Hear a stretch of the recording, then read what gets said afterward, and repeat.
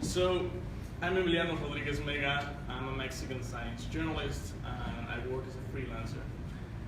So why are we still talking about diversity? Well, I don't know if you know this, but 2014 was the first year that the NSW asked its members to voluntarily disclose demographic information such as gender identity or ethnicity. And although the results were kind of predictable, it was still shocking to see that 88% of the respondents identify as white. Now, for a country like the US, where by 2044 identifying as white will mean identifying as a minority, this is troubling because it means that we are not doing our jobs, right? It means that we are not representing our communities, and worst of all, it means that people are not seeing themselves represented by the media. So I have come up with a few practical ideas to try to increase diversity in science journalism. And now I notice that my ideas are not so original as I thought, but they have all come up from my very short experience being a Mexican science writer, covering Latin American science, and seeing how other English language publications cover Latin America. Okay, so number one, we need to start including diverse voices in our stories.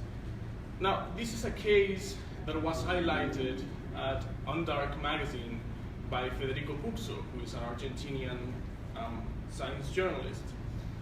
Back in July, a group of Argentinian and American paleontologists described in PLOS ONE the discovery of a new species of carnivorous dinosaur that lived in Patagonia in the southern hemisphere 90 million years ago. And this discovery took them 9 years of research and field work and collaboration, and it was huge. I mean, it was a whole new species of dinosaur that we had never even heard about. And of course, all the important media outlets made sure to cover it. So the New York Times, BBC, Wired, The Guardian, Popular Science, Christian Science Monitor. And none of them, and this is absolutely real, none of them even mentioned the Argentinian scientists. They all focused on interviewing the two American co-authors. Oh, well, even though one of the Argentinian scientists was the main author of the paper. They all focused on interviewing the American co-authors and even included American or British external sources to comment on the discovery. So what, right? I mean, why does this matter? Well, it matters because in this case, the Argentinian scientists were the main characters of the story, and not the Americans, not the British, and Argentina was just erased from the map.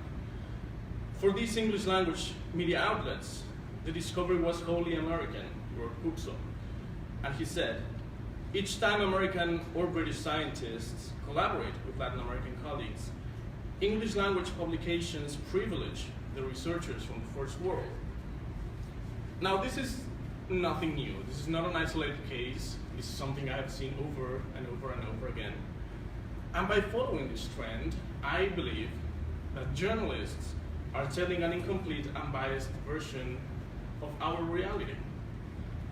So the message here is to diversify your sources. If you're doing a story about Chile's solar power, don't ask yourself if you could maybe interview a Chilean scientist. Do it. We need reporters to think, okay, I'm doing a story about oil spills in the Peruvian Amazon. I need to, it is my responsibility as a journalist to include Peruvian sources, in plural, preferably, in my story. Okay, number two, we need to tell diverse stories to satisfy a diverse audience. And I think that it is of the best interest of American media, and especially English language media, to up their game and start telling science stories from Latin America. And I say this because their audience has been diversifying like crazy in the past decades. You know why they say that the Latino vote will determine the outcome of this election, right? Because we're everywhere. So if they want to satisfy a diverse audience, they need to diversify their news coverage to be able to inform, recognize, and represent an ever-changing reality without blind spots. And this point is connected with my next point, number 3. We need to reach out to minority journalists. Now, this is interesting because some of the best stories I have ever read about Latin American science have been written by white American journalists. And just like this amazing group of incredibly talented and gifted writers who happen also to be my friends and mentors. With that being said, I can count these people on the fingers of my hand. And so it's obvious that we can just have a narrative that's told by American or European writers. And we certainly can have just 4 or 5 journalists covering the science of 20 countries. From my perspective, editors have the obligation to create ties with the communities of science reporters that have been blooming in Latin America in the past few years. Argentina, Brazil, and Chile already have really strong networks of science journalists. And in my country, for example, in Mexico, we just created the Mexican Network of Science Journalists. That's what it says there. This year, which is quite an achievement, but it's quite a late achievement, right? I mean, Mexico is a huge country with a lot of science stories that have been untold and are invisible for the American audience and for the Mexican audience. And we need to reach out to them if we want to identify a diverse reality that is worth telling. So science, in the case of Latin America, for example, is happening down there in ways that are incredible and that need to be reported on. And the people who can write about it are already there in those countries. So reach out to them. Okay, so to get back to my initial question, why are we still talking about diversity? Fatima Sayed, who is a Canadian journalist, has wrote that this is not about pointing fingers. This is about recognizing we have a serious problem.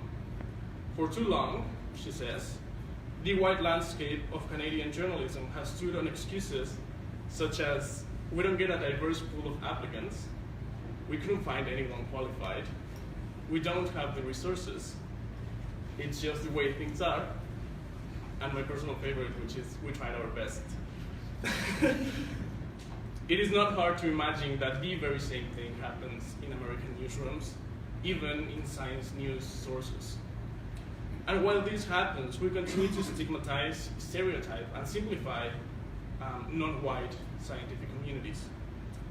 Alessio Bayak, who is here, and who is a senior writer at Undark, and the founder of a website called LatinAmericanScience.org, once told me that outside the stories of megafauna and its conservation, the Amazon, and research centers such as the ALMA Observatory, not much attention is paid to science made by Latin Americans in Latin America. This lack of diversity in science newsrooms is not about a quick fix, and I think this will take time. And one way to reverse this current trend is to include diverse sources in our stories. Publish stories that have been chronically underreported, like Latin American science stories, for example, and reach out to minority journalists. If we do that, maybe one day we won't have to talk about diversity anymore.